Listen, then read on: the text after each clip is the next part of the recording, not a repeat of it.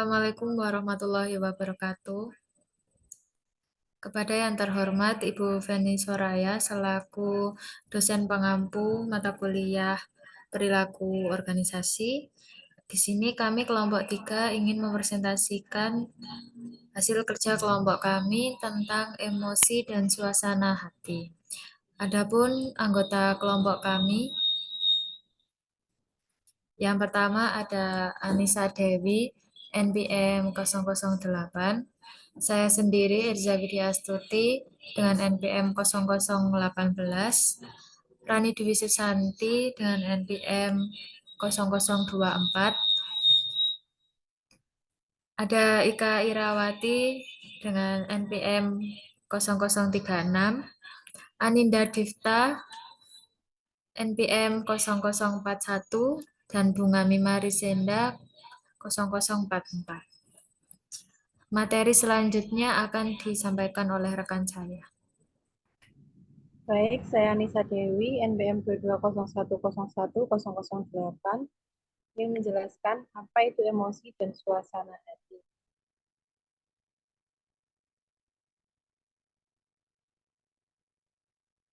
Afeksi atau afek yaitu kisaran yang luas dari perasaan yang dialami oleh seseorang.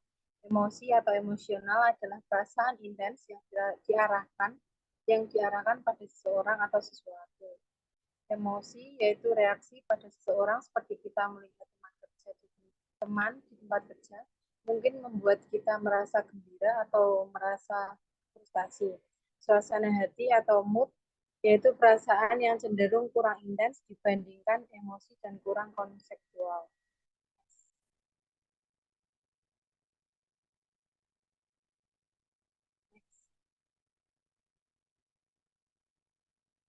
Lalu ada emosi dasar. Emosi meliputi amarah, tidak suka, antusias, cemburu, takut, frustasi, tidak setuju, jijik, malu, kebahagiaan, benci, harapan, kecemburuan, cinta angkuh, kejutan atau kesedihan.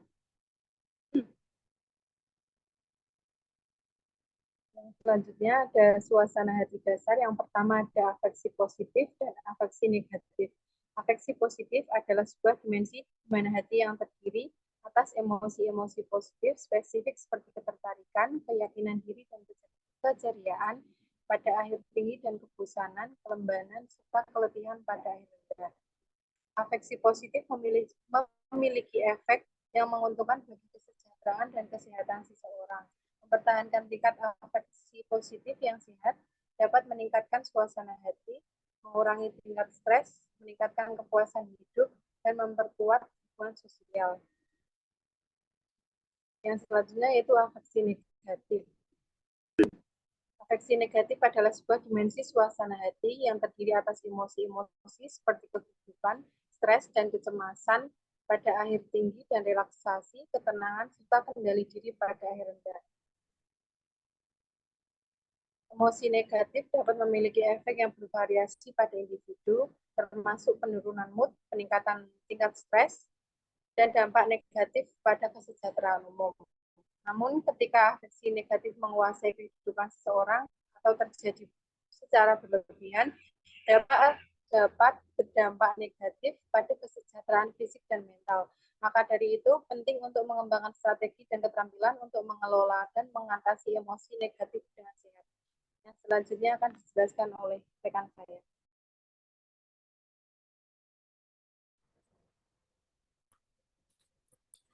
Baik, perkenalkan nama saya Erza Widya Astuti dengan NPM 0018.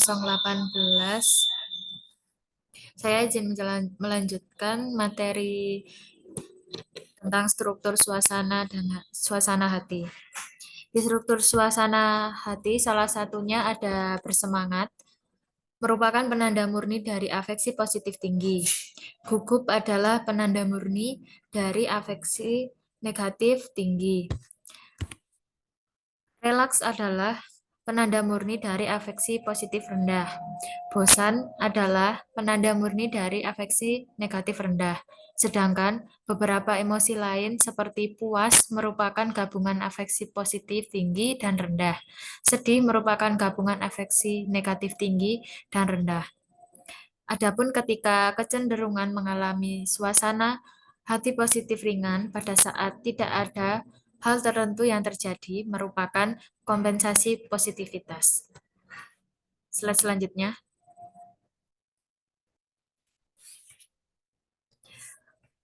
Fungsi emosi. Apakah emosi membuat kita berpikir tidak rasional? Saat kita memiliki emosi-emosi yang kuat, kita bertanggung jawab karena membodohi diri kita sendiri. Carl Sagan. Tingkat di mana orang-orang mengalami emosi negatif atau positif akan memunculkan keberagaman lintas budaya. Meskipun ada perbedaan, orang-orang di seluruh dunia menginterpretasikan emosi negatif dan emosi positif dengan cara yang umumnya sama. Dapat dikatakan bahwa rasionalitas dan emosi saling bertolak belakang. Ketika sedang diadakan meeting, salah satu karyawan bersedih hingga menangis. Maka, mau tidak mau, karyawan tersebut keluar dan meninggalkan meeting. Sikap tersebut tidak menunjukkan profesionalitas dan bersikap tidak rasional. Namun, emosi sebenarnya penting untuk penalaran rasional. Ketika seseorang tidak mampu mengungkapkan emosinya, maka akan berperilaku yang bertentangan dengan minat pribadinya. Yang selanjutnya ada apakah emosi menyebabkan kita bersikap etis? Pengambilan keputusan secara umum, kebanyakan pengambilan keputusan etis didasarkan pada proses kognitif urutan yang lebih tinggi. Tetapi, riset mengenai emosi moral semakin mempertanyakan perspektif ini. Kebanyakan orang yang berpikir saat berada di posisi sulit akan memiliki dorongan emosional yang mungkin menggerakkan mereka untuk terlibat tindakan-tindakan etis seperti membantu atau mencoba memperbaiki. Selanjutnya akan disampaikan oleh rekan saya. Sebelumnya perkenalkan, nama saya Rani Dususanti, NPM 22010024. Materi selanjutnya yaitu sumber emosi dan suasana hati. Yang pertama yaitu kepribadian. Suasana hati dan emosi memiliki suatu komponen karakteristik. Kebanyakan orang telah membangun kecenderungan untuk mengalami suasana hati dan emosi tertentu lebih sering daripada orang lain. Orang-orang juga mengalami emosi yang sama dengan intensitas yang berbeda. Selanjutnya yaitu waktu dalam hari. Orang-orang beragam dalam suasana hatinya berdasarkan waktu dalam hari. Riset menyatakan kebanyakan kita sebenarnya mengikuti pola yang sama, dan sifat alami dari pola ini sedikit berbeda. Tingkat afeksi positif cenderung mencapai puncak pada akhir pagi pukul 10 siang dan kemudian bertahan pada level tersebut sampai awal malam, yaitu pukul 7 malam. Afeksi positif mempunyai mulai jatuh sampai tengah malam. Untuk yang tetap terjaga, penurunan itu meningkat sampai suasana hati positif naik lagi. Untuk afeksi negatif, kebanyakan riset ia berfluktuasi kurang dari afeksi positif. Hari dalam minggu, afeksi positif lebih tinggi pada hari Senin daripada Jumat maupun Sabtu. Untuk afeksi negatif, Senin adalah afeksi tertinggi di kebanyakan budaya di berbagai negara. Afeksi negatif lebih rendah pada hari Jumat dan Sabtu dibandingkan pada hari Minggu. Selanjutnya yaitu cuaca. Banyak orang percaya suasana hati dipengaruhi oleh cuaca. Banyak cuaca memiliki sedikit pengaruh pada suasana hati. Korelasi ilusi yang terjadi ketika kita mengasosiasikan dua peristiwa yang dalam kenyataannya tidak memiliki hubungan. Selanjutnya yaitu stres. Efek dari stres juga bertumbuh sepanjang waktu. Menumpuknya level stres dapat memperburuk suasana hati kita. Kita lebih mengalami emosi-emosi negatif. Riset terbaru juga menyatakan saat situasi sangat menguras emosi, kita memiliki respon alami ya untuk menjauhkan diri sampai membuang muka. Selanjutnya yaitu aktivitas sosial. Meningkatkan suasana hati positif dan memiliki efek yang kecil pada suasana hati negatif. Riset menyatakan aktivitas sosial yang bersifat fisik, informal, atau kuliner lebih kuat asosiasinya dengan kenaikan suasana hati positif daripada peristiwa formal atau tidak aktif nonton TV bersama teman. Selanjutnya yaitu tidur. Kualitas tidur mempengaruhi suasana hati dan keletihan yang meningkat menempatkan pekerjaan pada risiko kesehatan, bahwa waktu tidur yang tidak efektif atau dikurangi dapat membuat sulit untuk mengendalikan emosi. Selanjutnya yaitu olahraga. Secara konsisten menunjukkan olahraga meningkatkan suasana hati positif seseorang. Efek paling besar dirasakan oleh mereka yang depresi. Latihan fisik mungkin membantu menempatkan kita dalam suasana hati yang baik. Selanjutnya yaitu faktor umur. Orang-orang dengan umur 18 sampai 94 tahun mengungkapkan bahwa emosi-emosi negatif tampak lebih terjadi sedikit seiring pertambahannya umur. Periode suasana hati positif yang tinggi bertahan lebih lama bagi individu berumur, dan suasana hati buruk menghilang lebih cepat. Dapat disimpulkan pengalaman emosional membaik dengan seiring penuaan umur kita. Selanjutnya yaitu jenis kelamin.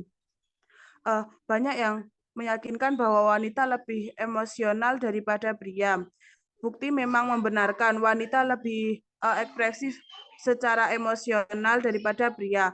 Mereka mengalami emosi lebih intens. Mereka cenderung berada pada emosi tertentu lebih lama daripada pria, dan mereka lebih sering menampilkan emosi baik emosi positif maupun negatif, kecuali amarah.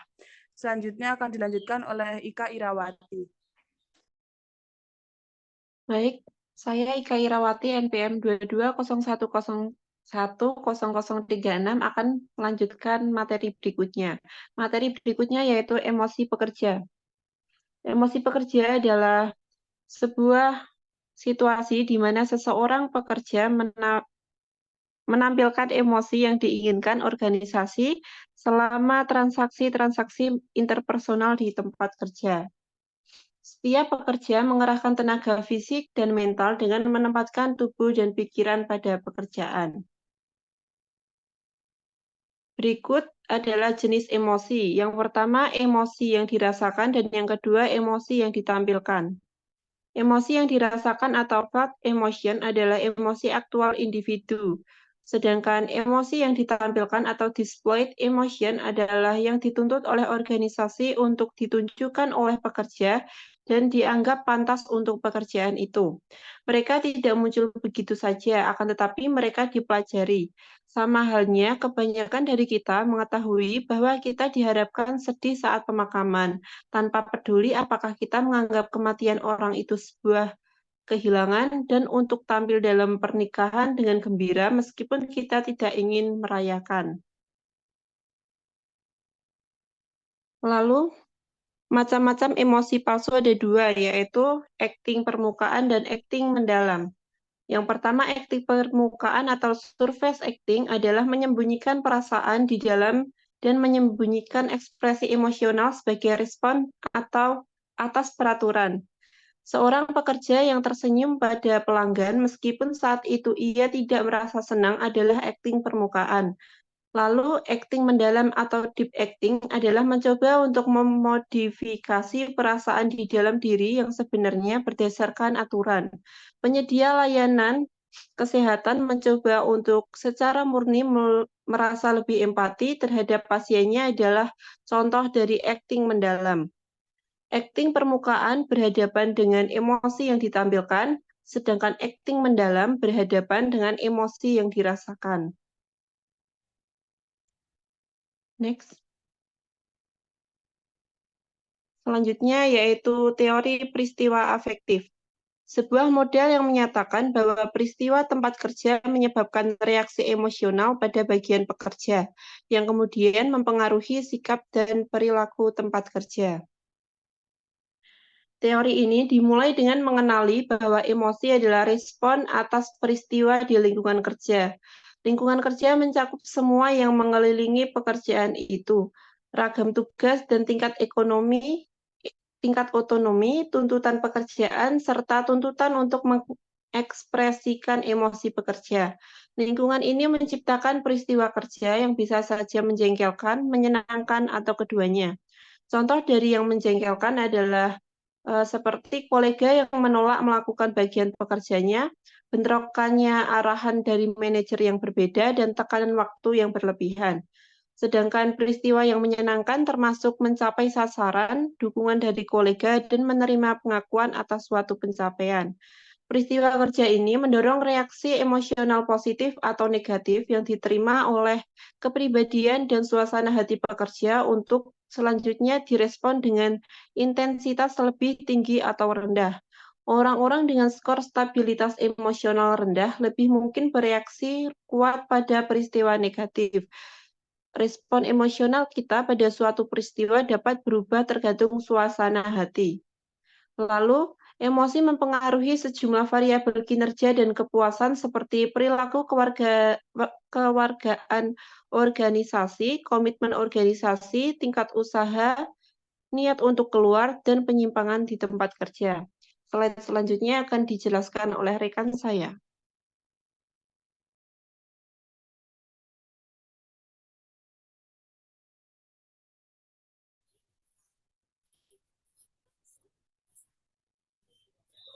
Sebelumnya, perkenalkan nama saya Aninda Divta Rizky, NPM 2201010041. Izin melanjutkan materi sebelumnya. Materi yang selanjutnya adalah kecerdasan emosional, kemampuan untuk mendeteksi dan mengolah petunjuk dan informasi emosional. Kecerdasan emosional telah menjadi sebuah konsep yang kontroversial dalam perilaku organisasi, dengan pendukung dan penentang. Dalam pembahasan berikutnya, kita meninjau argumen-argumen yang mendukung dan menentang feasibilitasnya. Yang pertama ada kasus untuk kecerdasan emosional. Yang pertama ada daya tarik intuitif. Intuisi menyatakan orang yang dapat mendeteksi emosi orang lain, mengendalikan emosinya sendiri, dan mengendalikan interaksi sosial dengan baik, memiliki posisi yang kuat dalam dunia bisnis. Yang kedua, kecerdasan emosional memprediksi kriteria yang berarti. Sebuah tinjauan atas studi-studi mengindikasikan bahwa secara keseluruhan, kecerdasan emosional secara lemah tetapi secara konsisten positif berkorelasi dengan kinerja. Bahkan setelah para peneliti memperhitungkan kemampuan kognitif, kehati-hatian, dan rasionalitas.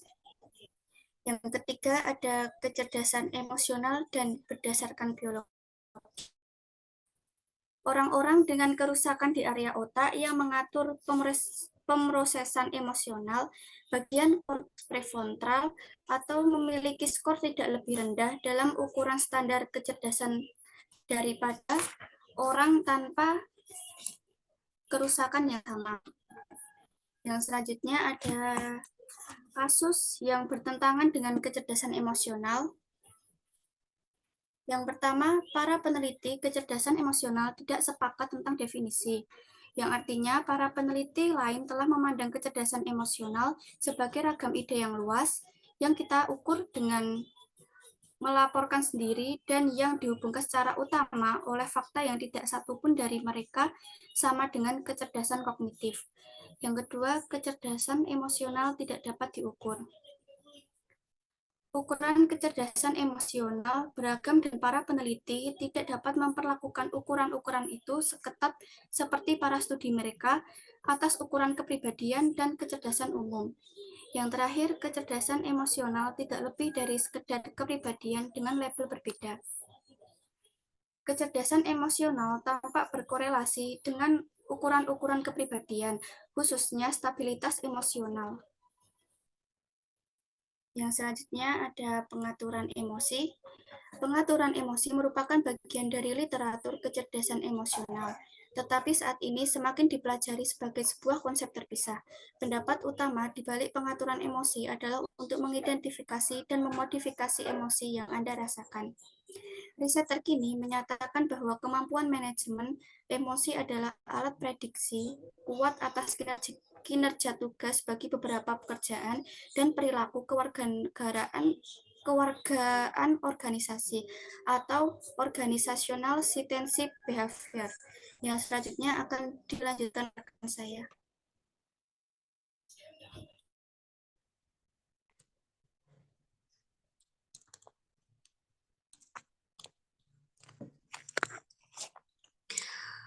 Sebelumnya, perkenalkan nama saya Bunga Mima Risenda, NPM 2201010044. Saya akan menjelaskan aplikasi perilaku organisasi terhadap emosi dan suasana hati. Pemahaman emosi dan suasana hati dapat meningkatkan kemampuan untuk menjelaskan dan memperkirakan sebuah proses. Yang pertama, yaitu seleksi. Salah satu implikasi dari buku uji kecerdasan emosional sampai saat ini adalah bahwa pemberi kerja seharusnya mempertimbangkan sebuah faktor dalam merekrut pekerja, khususnya untuk pekerjaan yang menuntut tingkat interaksi sosial yang tinggi. Faktanya, lebih banyak pemberi kerja mulai menggunakan ukuran-ukuran kecerdasan emosional untuk merekrut orang. Yang kedua yaitu pengambilan keputusan. Suasana hati dan emosi positif tampaknya membantu orang mengambil keputusan yang baik dibandingkan menggunakan pengalaman atau aturan jempol, yaitu prinsip dengan aplikasi luas yang tidak dimaksudkan untuk menjadi benar-benar akurat atau dapat diandalkan untuk setiap situasi. Untuk membantu mengambil keputusan dengan cepat, emosi positif juga meningkatkan keahlian memecahkan masalah sehingga orang-orang positif menemukan solusi-solusi yang baik dan masalah tersebut dapat terselesaikan dengan baik. Yang ketiga yaitu kreativitas. Orang-orang dalam suasana hati baik cenderung lebih kreatif daripada orang dalam suasana hati buruk. Mereka menghasilkan banyak ide dan pilihan, dan berpikir ide mereka orisinil. Tampaknya orang yang mengalami suasana hati atau emosi positif lebih fleksibel dan terbuka dalam pikirannya, yang dapat menjelaskan mengapa mereka lebih berkreatif. Selanjutnya yaitu ada motivasi. Beberapa studi telah menunjukkan pentingnya suasana hati dan emosi terhadap motivasi. Satu studi menempatkan dua kelompok orang untuk memeriahkan teka-teki kata. Kelompok pertama menonton sebuah video klip lucu yang ditunjukkan untuk menempatkan mereka pada suasana hati yang pertama kali. Kelompok lainnya tidak diperlihatkan. Klip itu langsung mulai mengerjakan teka-teki. Hasilnya, kelompok suasana hati positif melaporkan ekspresi tinggi mampu memecahkan teka-teki, bekerja lebih keras, dan memang memecahkan lebih banyak teka-teki. Yang selanjutnya yaitu kepemimpinan. Kepemimpinan yang efektif bergantung pada daya tarik emosional untuk membantu menyampaikan pesannya. Faktanya, ekspresi dari emosional dalam berbicara seringkali merupakan elemen kritis yang membuat kita menerima atau menolak. Sebagai contohnya, telah belajar untuk menunjukkan situasi saat berkata, mengenai kesempatan menang dalam pemilihan, bahkan sekalipun jejak pendapat. Selanjutnya yaitu negosiasi. Negosiasi adalah sebuah proses emosional. Meskipun demikian, kita sering mengatakan seorang negosiator yang ahli menjawab, yaitu beberapa studi telah menunjukkan bahwa seorang negosiator yang berpura-pura marah memiliki keuntungan daripada lawannya. Mengapa? Oleh karena saat orang negosiator menunjukkan amarah, lawannya menyimpulkan negosiator itu telah memberikan semua yang dapat diberikannya sehingga ia pun mengalah. Yang selanjutnya yaitu layanan pelanggan. Status emosional bekerja mempengaruhi layanan pelanggan yang mempengaruhi tingkat bisnis pengulangan dan kepuasan pelanggan. Memberikan layanan pelanggan berkualitas tinggi menuntut pekerja karena itu seringkali menempatkan mereka pada situasi emosi. Disonansi emosi jangka panjang adalah predikator keletihan pekerjaan, menurutnya kinerja dan kepuasan kerja yang lebih rendah. Selanjutnya yaitu ada sikap kerja. Berarti seharusnya melupakan tentang pekerjaan kantor saat pulang ke rumah. Dengan kata lain, jika Anda memiliki hati buruk di tempat kerja, mungkin akan mengalami hal yang tidak menyenangkan. Meskipun orang-orang memang secara emosional membawa pekerjaan yang ke rumah, bagaimanapun pada hari berikutnya efek itu biasanya akan pergi. Yang selanjutnya yaitu perilaku menyimpang di tempat kerja. Misalnya, rasa iri adalah emosi yang terjadi ketika seseorang tidak menyukai sesuatu yang tidak disukainya. Bukti menyatakan bahwa orang yang sedang dalam emosi negatif lebih mungkin terlibat dalam perilaku menyimpang jangka pendek di tempat kerja, seperti bergosip atau mencari-cari di internet daripada orang lain. Yang selanjutnya yaitu keselamatan dan cedera di tempat kerja.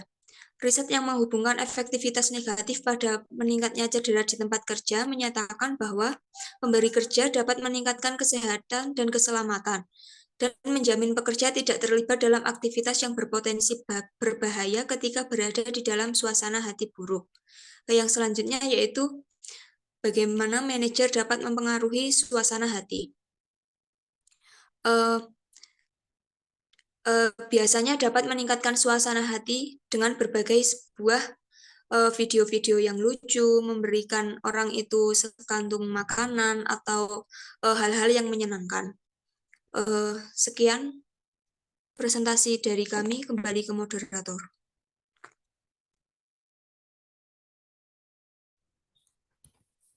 Mungkin itu yang dapat kami sampaikan. Jika ada kesalahan, baik tutur kata maupun kesalahan lainnya, kami mohon maaf yang sebesar-besarnya.